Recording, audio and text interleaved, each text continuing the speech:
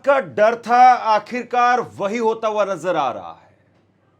और सबसे बड़ा सवाल यह है कि नरेंद्र मोदी साहब के पास में क्या रास्ता है। देश के सामने एक बहुत बड़ा संकट है और उस संकट की तकरीबन आप यूं कहिए कि शुरुआत हो चुकी है। मैं इस खबर के अंदर आपको डीजल पेट्रोल के बारे में नहीं बताने वाला हूं, क्योंकि डीजल और पेट्रोल को लेकर के तो सब जगह पर बात हो रही है, लेकिन उससे भी जरूरी जो चीज है आज के वक्त में, उस पर जो संकट आ गया है, उसको लेकर के सरकार की क्या तैयारी है, और वो है बिजली और पानी। बिजली और पानी को लेकर के जिस तरीके की तस्वीरें निकल करके सामने आ रही हैं, वो अपने आप में हैरान कर देती है। महिलाओं को कुएं में उतरना पड़ रहा है। इसी से आप समझ लीजिए कि आखिरकार ये संकट कितना बड़ा है। और इस बात को वो लोग कतई नहीं समझ सकते हैं जो मेट्रो सिटीज में बैठे हैं और जिनको बटन दबाते ही, फोन करते ही सब कुछ एक क्लिक पर मिल जाता है और पैसे थोड़े से पे करने पड़ते हैं। लेकिन उन लोगों के बारे में सोचिए, ये तस्वीर देखिए आप जरा, कैसे महिलाएं वो कुएं में उतरने को मजबूर हैं। आप एक बटन दबाते हैं कि हेलो भैया पानी दे करके चले जाओ, एक एमसीबी का बटन ऑन करते हैं और आपके घर में पानी आना शुरू हो जाता है। बताइए, एक एमसीबी का बटन ऑन करने में और कुएं में उतरने में कितना अंतर होता होगा। और चिलचिलाती ऐसी धूप में 45 डिग्री के टेम्परेचर में इस तरीके से अपने कंधों पर, साइकिल पर ऐसे कोई महिलाएं अगर पानी लेकर के जा रही है तो उसके लिए कितनी जो है मुसीबत उनको झेलनी पड़ती होगी, कितना कष्ट उठाना पड़ता होगा। और इसको लेकर के कुछ लोग कहेंगे कि सुबह शाम ठंडे ठंडे मौसम में क्यों नहीं आ जाते हैं। अरे साहब, सुबह और शाम काम भी करना पड़ता है, रोटी भी बनानी है, घर की साफ सफाई भी करनी है, बच्चों का भी काम करना है, जानवरों का, पशुओं का काम भी करना है। सुबह और शाम उनके घरों में मेड नहीं आती हैं, बल्कि इनमें से बहुत सारी औरतें वो दूसरों के घरों में मेड बन करके काम करने के लिए जाती है। सवाल इस बात का है कि इस वक्त में देश के अंदर जो कुछ चल रहा है, क्या उसको लेकर के देश में कहीं पर कोई चर्चा है बिजली और पानी को लेकर के। खास तौर पर ये बिजली की तस्वीर देखिए आप, जगह जगह से अब ऐसी तस्वीरें आना शुरू हो गई हैं और लगातार ये बढ़ती चली जाएंगी। अभी तो जून बाकी है, अभी इस महीने के ही आप यूं कहिए कि एक हफ्ता इस महीने का बाकी है, 6 दिन इस महीने के बाकी है। और इस तरीके से जगह जगह पर ट्रांसफार्मर फूकने की खबरें, और लोग कह रहे हैं बाकायदा वीडियोस बना बना करके सोशल मीडिया पर वीडियोस वायरल हो रही है कि हमने फोन किया लेकिन कोई आया नहीं। आपको लगता है कि कोई इतनी आसानी से आ जाएगा? और वो जो मोदी सरकार में जेनजी की आवाज बन करके आवाज उठाते थे कि 10 मिनट में डिलीवरी ऐप बंद होना चाहिए, क्या वो ये इन लोगों के ऊपर आवाज उठाएंगे? या राघव चड्ढा फिर आंख का इलाज करवाने के लिए लंदन चले गए हैं? उनको फिर देश की तस्वीर दिखाई नहीं दे रही, और अब दिखाई देगी भी नहीं, क्योंकि उनको जहां पहुंचना था वो पहुंच गए, उनको जिस कुएं में उतरना था वो उतर गए, और अब वो आराम से लेट करके आराम से जिंदगी जो काटते रहेंगे। सवाल इस बात का है कि डीजल, पेट्रोल, महंगाई, मारामारी, बेरोजगारी, नौकरी जाना, ये तलवार तो लोगों के सिर पर लटक ही रही है।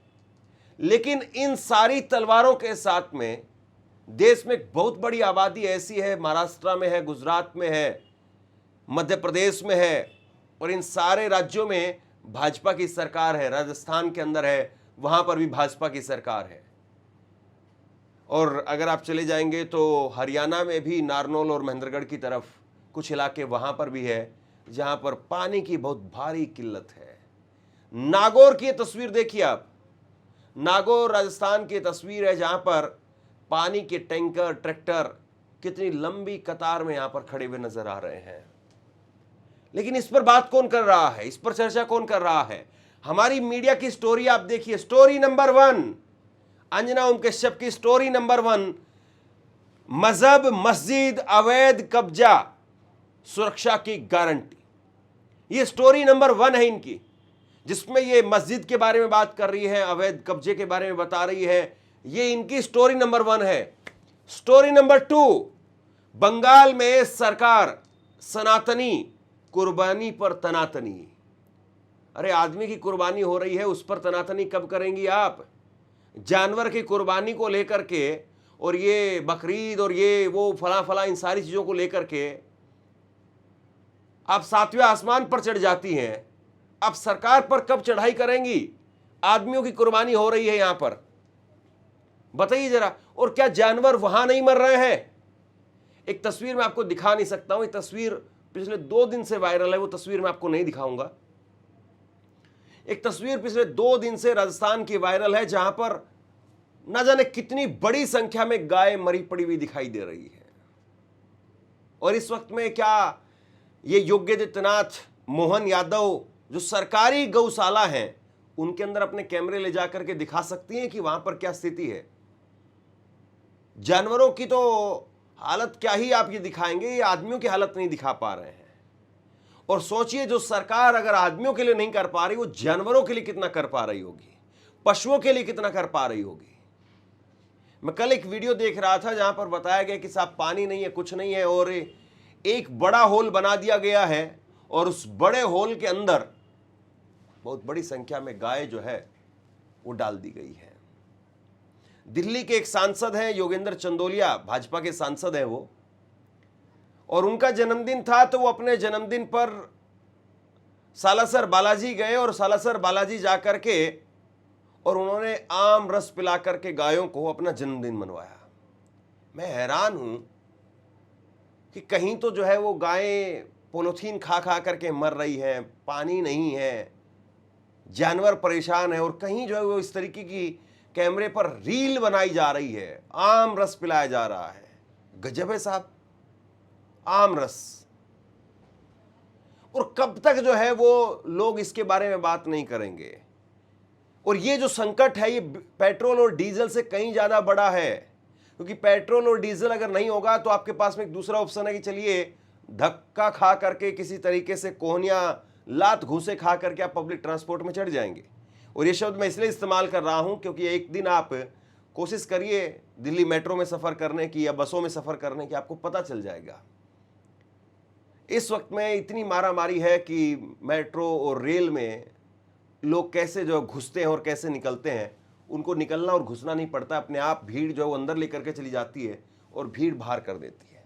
और इस बीच में कितने लोगों के मोबाइल चोरी हो जाते हैं, कितनी महिलाओं को बेड टच किया जाता है, इस सब पर तो हम बात कर ही नहीं रहे हैं। सबसे बड़ी चीज ये है कि जिस तरीके से लोगों के सामने संकट है, हर चीज को आप इजराइल, ईरान, अमेरिका युद्ध पर ले जाकर के नहीं रोक सकते हैं, क्योंकि पेट्रोल और डीजल को लेकर के सरकार हाथ खड़े कर रही है कि भैया पेट्रोल और डीजल में हम क्या कर सकते हैं, वो तो इजराइल अमेरिका युद्ध की देन है, हमारे पास में कुछ भी नहीं है, हमारे हाथ में कुछ भी नहीं है। जबकि यही सरकार कैसे कर रही है और कैसे खेल हो रहा है। क्रूड ऑयल की कीमतें पहले कम कितनी थी, फिर अब ज़्यादा हुई तो लोगों पर बोझ आ गया, जब कम हुई तब लोगों को फ़ायदा नहीं दिया गया। ये बाकायदा आंकड़ों के साथ में मैंने खबरें लगातार आपको बताई और दिखाई है। सवाल इस बात का है, जिस तरीके से हालत खराब होती जा रही है लोगों की, जिस तरीके से लोग परेशान हैं और जिस तरीके से त्राहिमाम त्राहिमाम हाहाकार देश में अलग अलग हिस्सों में इस वक्त में दिखाई दे रहा है, क्या नरेंद्र मोदी जी की प्रायोरिटी है? मैं 2 लाइनें आपको सरकार की जरूर बताना चाहता हूं, उससे मुझे लगता है कि आप पूरी कहानी को, पूरी तस्वीर को समझ पाएंगे। नरेंद्र मोदी जी बहुत ब्रांडिंग करते हैं बहुत सारी चीजों की, और उन्होंने क्या कहा था, जल जीवन मिशन। ये नरेंद्र मोदी की योजना है, मेरी नहीं है, जल जीवन मिशन, और इसके साथ में हर घर जल से नल। तो भैया जब हर घर जल से नल पहुंच रहा है, जल जीवन मिशन चल रहा है, तो ये क्या एडवेंचर करने के लिए वहां पर उतर रही है?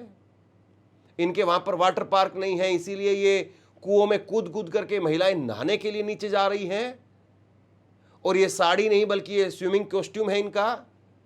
क्या करने के लिए महिलाएं वो कुएं में उतर रही है? ऐसा तो है नहीं कि भाई वाटर पार्क की जगह पर इन्होंने कुएं को चुन लिया है और कुएं में कूद करके नहाने के लिए गई है नीचे। जब आप जल जीवन मिशन चला रहे हैं और उसमें टंकियां बनी हैं, टंकियां बह गई हैं, और मैं फिर कह रहा हूं अभी तो कम से कम 40 दिन आप मान करके चलिए, 40 दिन, और ये 40 दिन का समय कैसे बीतेगा, ये 40 दिन का समय कैसे निकलेगा, कैसे कटेगा, इस बात को जरा महसूस करिए। आप 4 घंटे नहीं रह पाएंगे साहब, ये लोग 40 दिन अभी और भुगतेंगे, 40 दिन इस चीज को और अपने ऊपर झेलेंगे। और उसके बाद में भी अगर मानसून 1-2 हफ्ता लेट हो गया, अनमुनन हो जाता है कि 3-4 दिन, 1 हफ्ता लेट, 10 दिन भी कई बार हो जाता है। और इस बार जिस तरीके से सब कुछ अलग थलग हो रहा है, सब कुछ अप्रत्याशित हो रहा है, क्या पता मानसून भी गच्चा दे दे और मानसून भी हो सकता है कि 5-10 दिन ऊपर चला जाए। जैसा इस वक्त में तूफान दिखाई दे रहा है, जैसा इस वक्त में आक्रोश दिखाई दे रहा है, कहना मुश्किल है कि लोग कैसे जो है इसको झेलेंगे, कैसे इसको बर्दाश्त करेंगे। हमको उड़ाने के लिए इतनी पानी की गाड़ियां ले आए, वो पानी जनता को नहीं दे पा रहे हो सर, कैसे काम कर रहे हो? ये जनता ये पानी के लिए मर रही है, पहले ही मार दिया भागीरथपुरा में, ये प्यासी होके मर रही है और आप ये पानी फेंकने के लिए लाए उन पे यार सर, बहुत तालियां बजाओ पर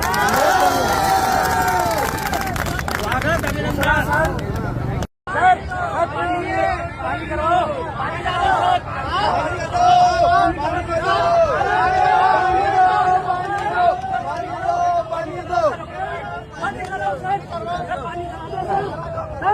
दो, पानी करा दो, ये जनता मर जाएगी सर, पानी करा दो, पानी करा दो सर, अरे मर जाएगी सर जनता मर जाएगी सर, जनता पानी कितनी मर जाएगी सर।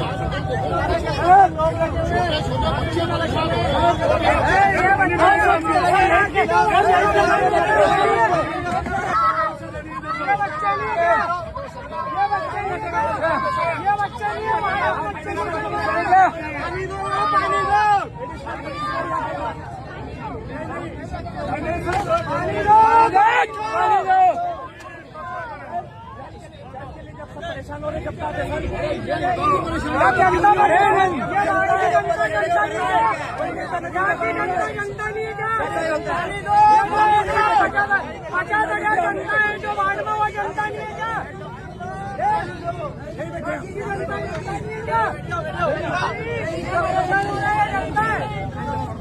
अब देखिए, बड़ी बात यह है कि सरकारी दावे, सरकारी आंकड़े और सरकारी जो चीजें हैं वो तो अपनी जगह पर है, लेकिन जनता जनार्दन का ऐसा लगता है कि जो एक डर होता है, खौफ होता है, इकबाल होता है, या जनता जनार्दन सर्वप्रिय होती है, जो ये बातें कही जाती हैं, ऐसा लगता है कि अब इनका भी कोई खास वजूद नहीं है।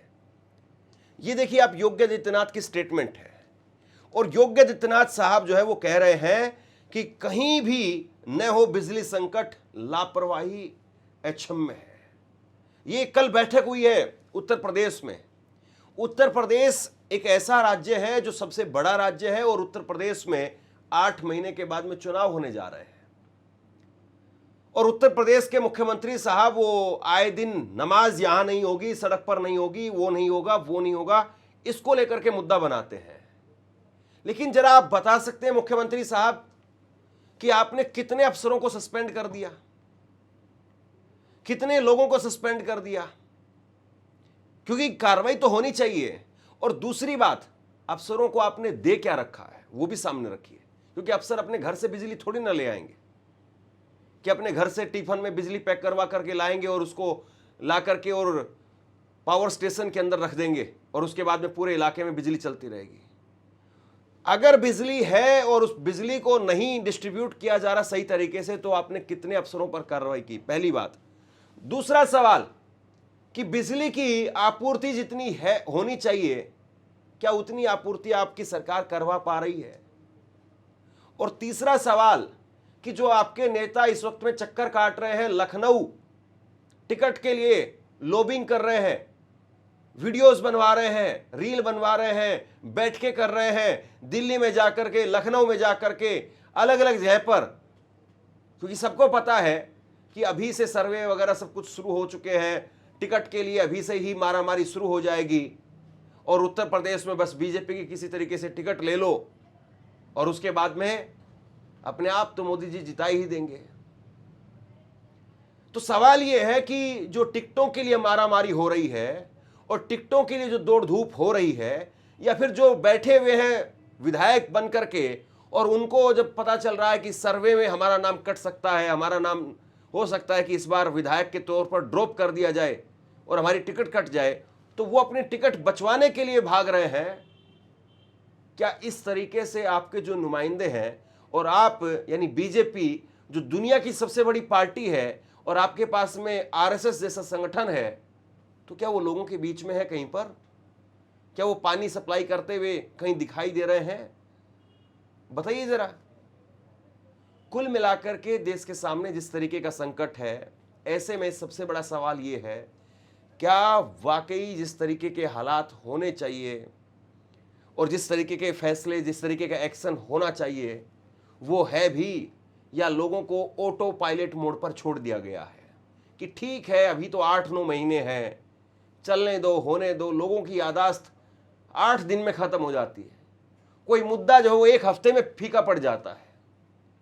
कहाँ कॉकरोच का जिक्र हो रहा था, 10 दिन बाद में देखिए अब पानी कितना उतर गया है। 8 महीने तो बहुत बड़ा अरसा है।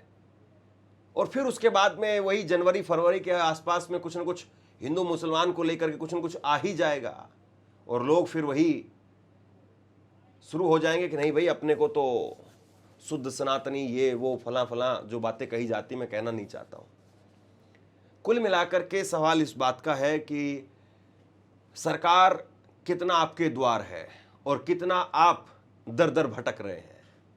मुझे लगता है कि इस स्थिति से किसी को पूछने की जरूरत नहीं है, क्योंकि जनता इस स्थिति से बाकायदा यूं कहिए कि रूबरू है, वाकिफ है, और ऐसे में सरकार की सेहत पर लोग कितना असर डालेंगे और सरकार लोगों की सेहत बचाने के लिए कितना काम कर रही है, सवाल इस बात का है। शेयर कीजिए इस खबर को और आप क्या सोचते हैं नीचे कमेंट सेक्शन में लिख करके जरूर बताइए। इस वीडियो को लाइक कीजिए और चैनल को सब्सक्राइब जरूर कीजिए। शुक्रिया, थैंक यू।